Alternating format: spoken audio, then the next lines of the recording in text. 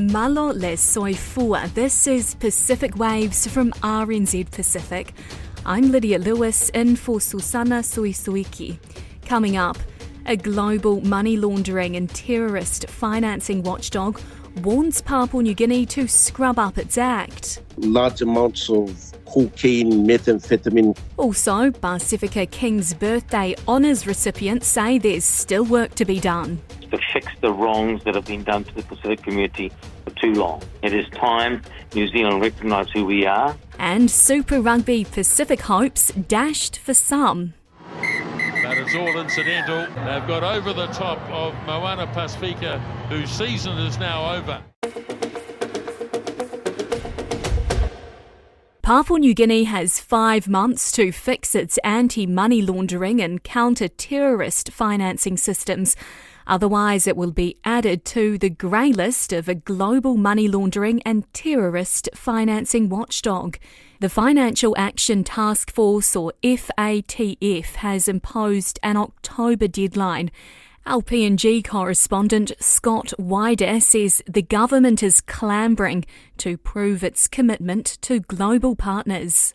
We've had instances where we've seen instances of money laundering happen in Papua New Guinea through various businesses and various transactions. There's an increased risk of anti-terror financing given the trend. So it's a group of crimes that occur together, or where you find one, there's a likelihood of another. In recent years, we've seen large amounts of cocaine, methamphetamine come through Papua New Guinea on its way to Australia. And a lot of that money has come through the banking system without a lot of detection. So that has been a major concern both for the government and for observers who are looking at the occurrences that have happened over the last 10 years. There's an October deadline for the government to sort this out. Is the government scrambling? I mean, it's a pretty tight deadline.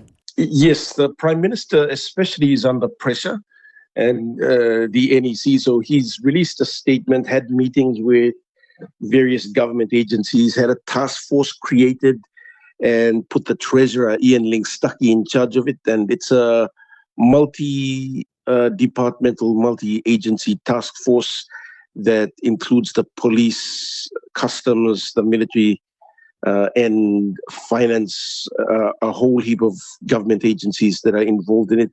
And their work going towards October is pretty cut out for them. They have to show that there is enough effort being put into the enforcement of money laundering and anti-terror financing laws that the government has recently passed. So what do you expect this looking like on the ground? I'm not too sure. From my perspective, a lot of people would like to see arrests being made and, very visible so that Papua New Guinea's credibility and integrity is held. But it's going to be a long road to have all that put in place very quickly in a space of months.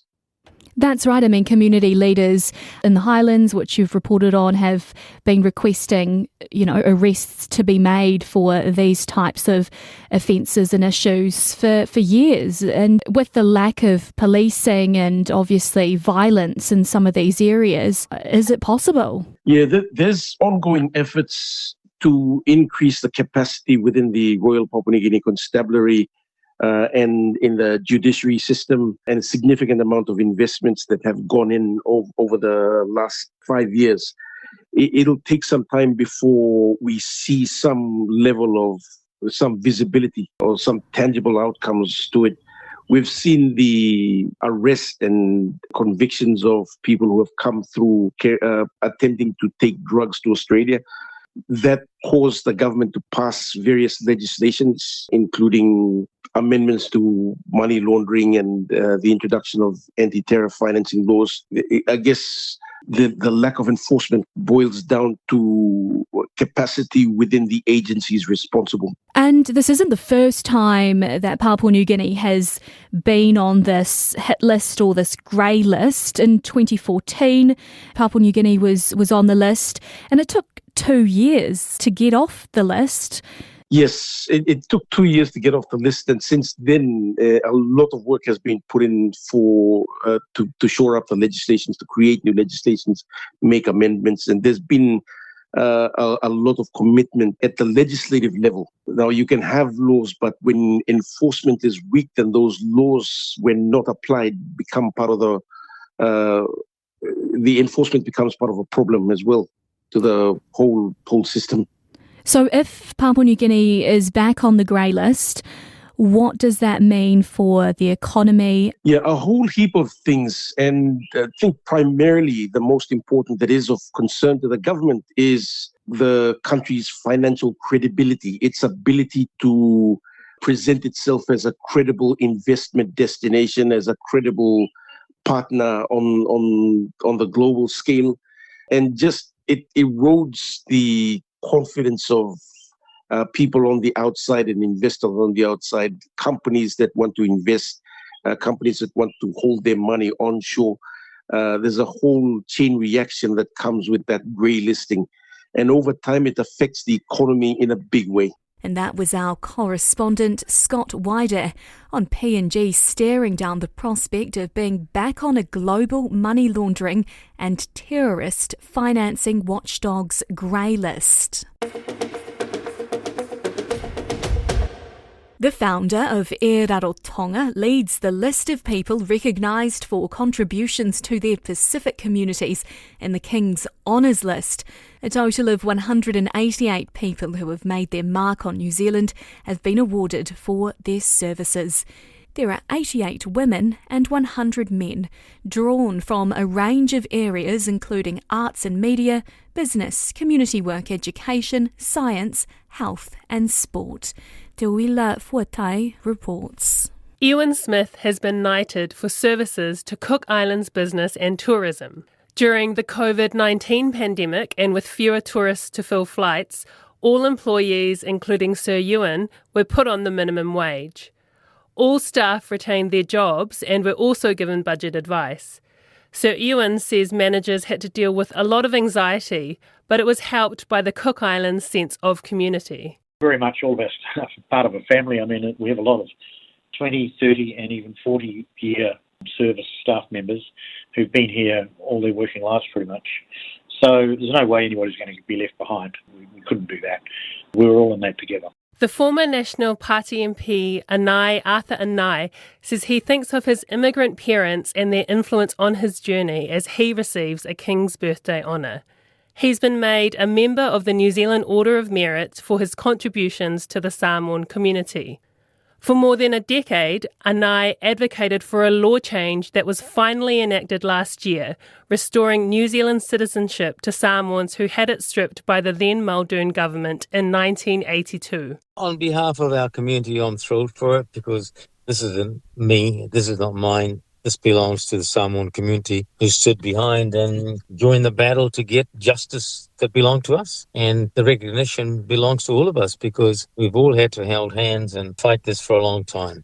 A Cook Islands woman instrumental in lifting the coverage rates of breast and cervical screening for Pacific women in Hawke's Bay has been recognised in the King's Birthday Honours List.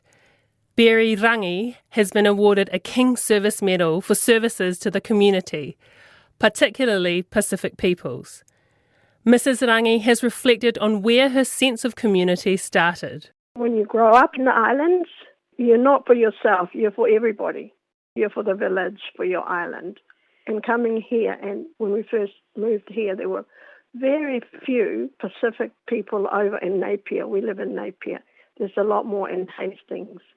And I did things because I knew there was a need for our people. And I'd just go out and do it without having to be asked. A New Zealand-born Niuean educator says being recognised in the King's Birthday Honours List reflects the importance of connecting young tangata Niue in Aotearoa to their roots. Meleua Ikiua has been appointed as a member of the New Zealand Order of Merit for services to Wangahau Niue language and education. For more than 20 years, Miss Ikiua has been at the forefront of advocating for Wangahau Niue in New Zealand's education system.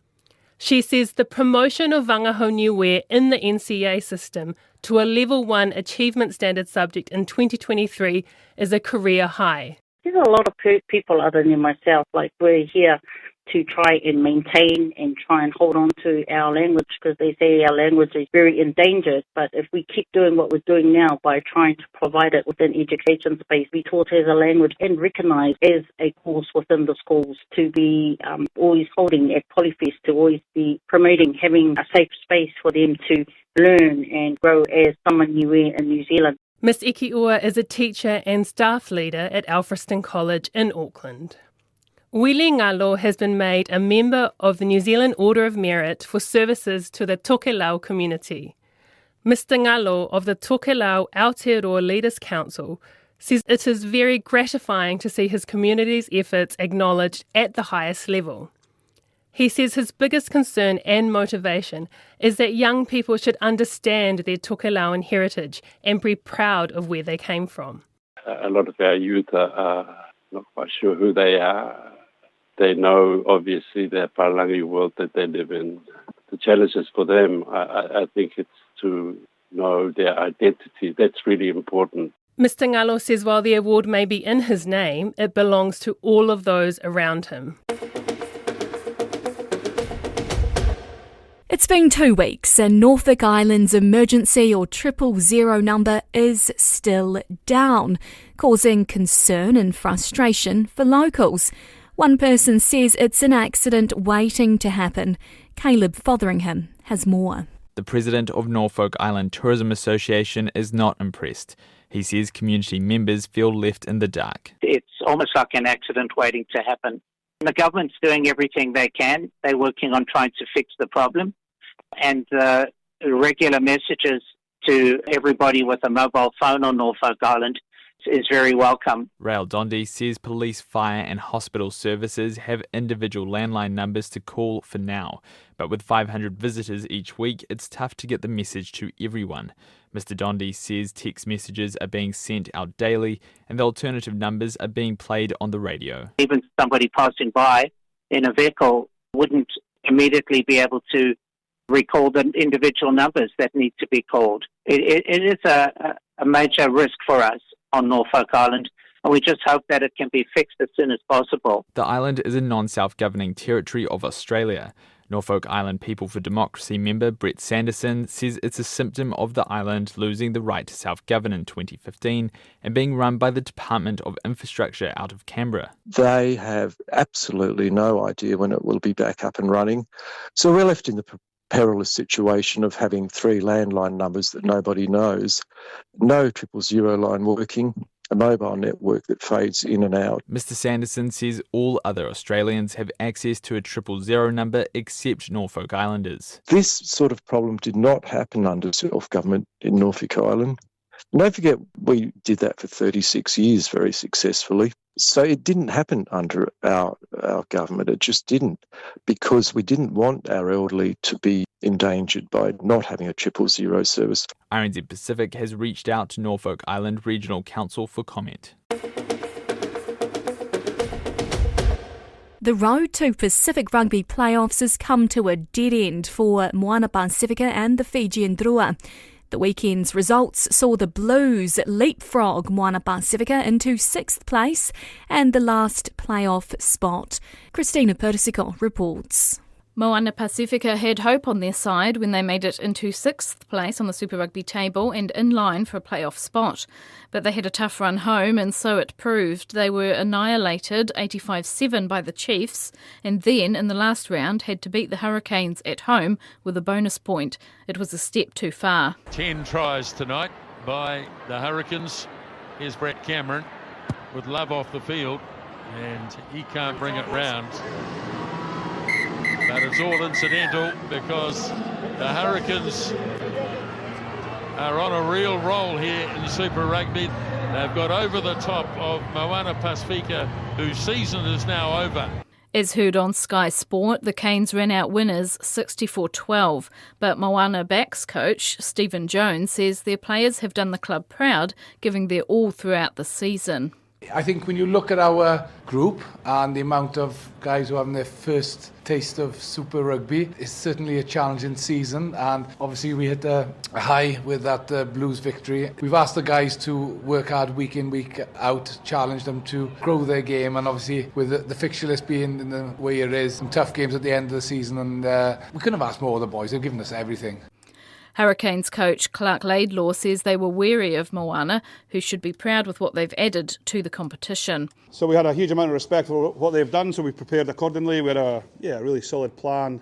The first half we put a lot of work into the game. There was a couple of really big ball-in plays, and it allowed us to then find that space in the second half, and accumulate some points. But as I say, I genuinely meant what I said. I think Tana and his crew should be super proud of their year. The result means the Blues took 6th spot on the table and a place in the qualifying finals. Over in the Fijian Drua camp, they came into the final round of the regular season knowing the playoffs were out of reach. The Reds still had a stake in the postseason, and they put 8 tries on the Ndrua for a 52-7 win. That means that next week the Reds will face the Crusaders in Christchurch in the first playoff game on Friday night. On Saturday, the Chiefs will host the Blues in Hamilton, and then the Brumbies will play the Hurricanes in Canberra. With these games turning out 3 semi-finalists, the highest place loser gets a second life and a place in the semi-finals. And that's Pacific Waves for today. For all episodes, head over to rnz.co.nz/Pacific. We're also on Spotify, Apple and iHeartRadio. From myself and the RNZ Pacific team, happy Samoan Language Week. Tō whā soifua.